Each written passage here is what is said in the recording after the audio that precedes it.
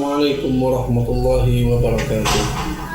Awwalu ma nastaghfirul maqala bidhikri hamdi rabbina ta'ala falhamdulillahi ala ma an'ama yajlu bihi anil qalbil ama summa salatu ba'da wassalamu ala nabiyyi dinul islam. Hadirin jamaah yang dirahmati Allah, Allah subhanahu wa ta'ala berfirman dalam Al-Quran surat Yusuf, wala tay'asu min rauhillah innahu la yay'asu min rauhillah illa al-qaumul kafirun. Dan Rasulullah sallallahu alaihi wasallam bersabda, al-fajiru ar-raji rahmatullahi indallah aqrabu indallah minal abid al-muqnid. Saya ulangi, al-fajiru ar-raji rahmatallahi aqrabu indallah minal abid al-muqnid. Hadirin jamaah yang dirahmati Allah, pertama marilah sama-sama kita manjatkan puja dan puji syukur kita kehadirat Allah subhanahu wa ta'ala, yang mana pada hari ini kita masih diberikan kesehatan, iman dan Islam, sehingga kita masih bisa untuk melaksanakan kajian pada siang hari ini. Salawat dan salam semoga Allah tetap curah limpahkan kepada Habibana Nabiyana Muhammad sallallahu alaihi wasallam, yang selalu kita nantikan syafatul udmanya kelak di yaumil qiyamah. Amin amin ya rabbal alamin. Berputus asa adalah sikap dari seorang kafir. Berputus asa adalah sifat orang fasik. Berputus asa adalah sifat bukan dari orang-orang muslim. Orang-orang muslim dan orang-orang mukmin senantiasa akan optimis dalam hidupnya, senantiasa husnudzon dalam segala hal. Apapun yang ada padanya, apapun yang terjadi padanya, musibah apapun yang menimpanya, maka hakikatnya seorang muslim akan selalu optimis dan selalu husnudzon kepada Allah subhanahu wa ta'ala. Rasa pesimis, putus asa bukanlah sikap seorang muslim ataupun mukmin yang baik. Allah subhanahu wa ta'ala berfirman, wala tay'asu min rauhillah, dan janganlah kalian berputus asa dari rahmatnya Allah subhanahu wa ta'ala. Innahu la yay'asu min rauhillah illal qaumul kafirun. Sungguhnya berputus asa adalah bagian dari sifat orang-orang kafir.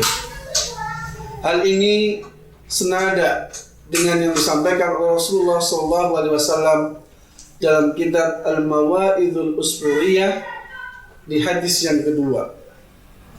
Rasulullah SAW menyampaikan dalam sabdanya, al-fajir ay bimakna al-mudhnib.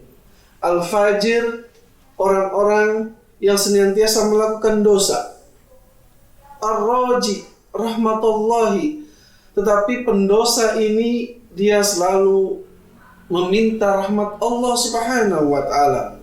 Pendosa yang tidak berputus asa untuk meminta rahmat Allah subhanahu wa ta'ala. Pendosa yang selalu minta ampun kepada Allah subhanahu wa ta'ala.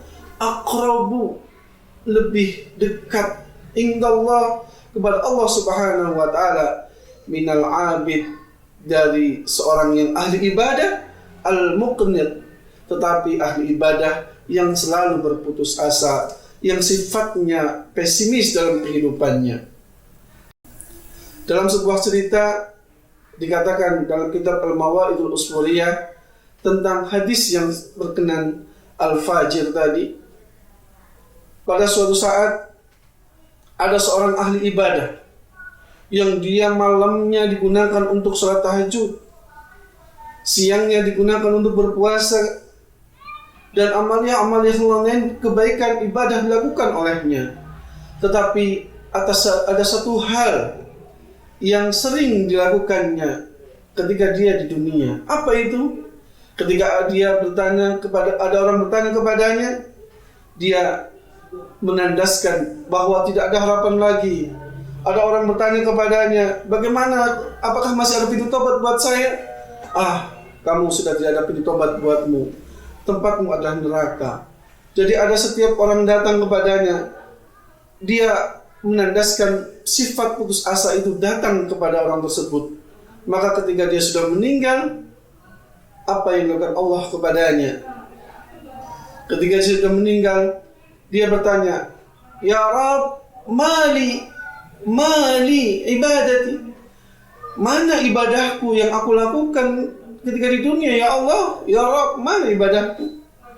Kemudian Allah menjawab kepada orang tersebut, kamu dulu tidak mengindahkan rahmatku kepada orang yang datang kepadamu, maka hari ini kamu tidak aku berikan rahmatku kepadamu, maka kamu akan saya masukkan ke dalam neraka Allah Subhanahu wa ta'ala. Na'udzubillah, summa na'udzubillah. Bagaimana orang yang ahli ibadah tapi dia menjadi penghuni neraka karena sifatnya dia tidak memberikan kabar optimis, tidak memberikan penyelesaian yang baik kepada orang, sehingga orang itu berputus asa dari rahmat Allah Subhanahu wa ta'ala.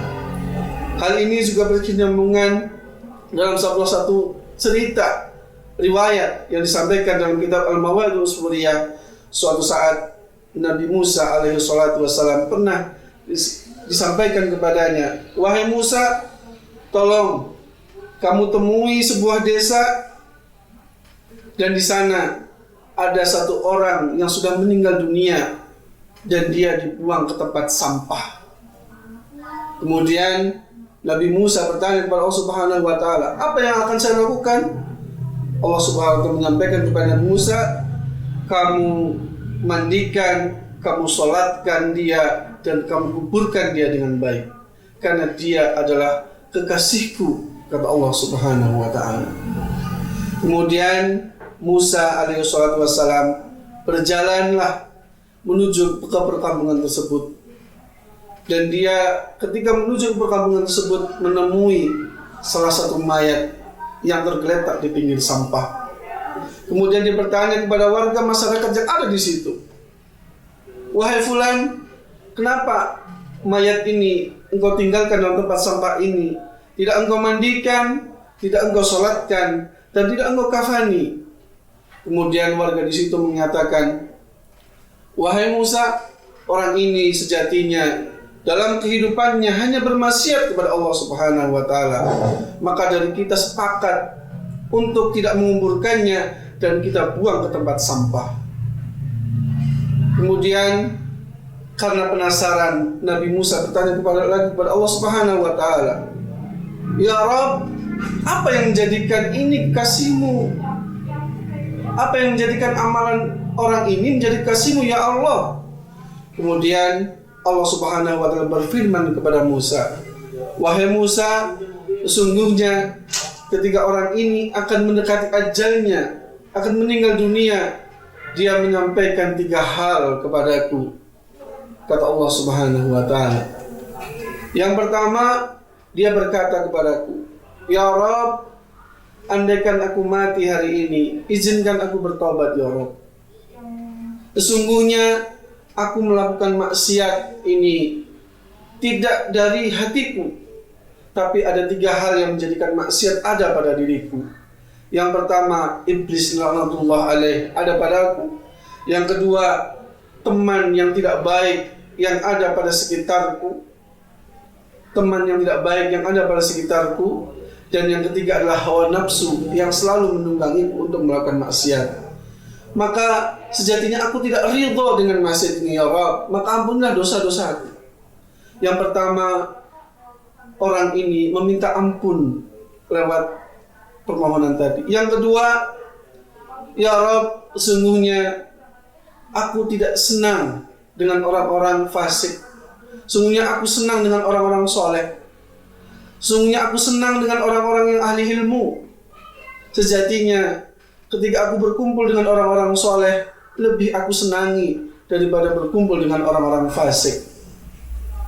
Maka hari ini kumpulkanlah aku nanti di akhirat dengan orang-orang soleh.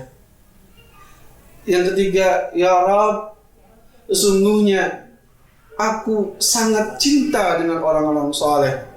Aku sangat senang dengan orang-orang yang ahli ilmu.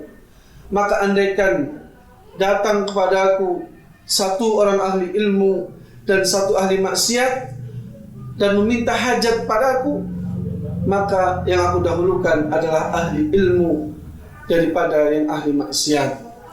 Maka dengan rahmat-Mu ya Rabb, ampunilah segala dosa-dosaku sehingga aku dikumpulkan dengan orang-orang soleh. Maka ketika orang itu meninggal dunia, maka aku ampuni segala dosa-dosanya, karena dia sebelum meninggal dunia mengharap rahmatku daripada dia takut dengan siksaku. Maka hari ini aku ampuni dosa-dosanya dan aku jadikan dia kekasihku, kata Allah Subhanahu wa Ta'ala. Dari dua cerita ini bisa kita ambil kesimpulan bahwasannya rahmat Allah Subhanahu wa Ta'ala sangat besar. Rahmat Allah Subhanahu wa Ta'ala meliputi segala hal. Rahmat Allah Subhanahu wa Ta'ala ada buat kita, siapapun kita. Walaupun kita pernah melakukan dosa sebesar apapun, kalau Allah berkehendak, insya Allah dosa-dosa itu diampuninya. At-taibu minadz-dzanbi kaman la dzanbalah.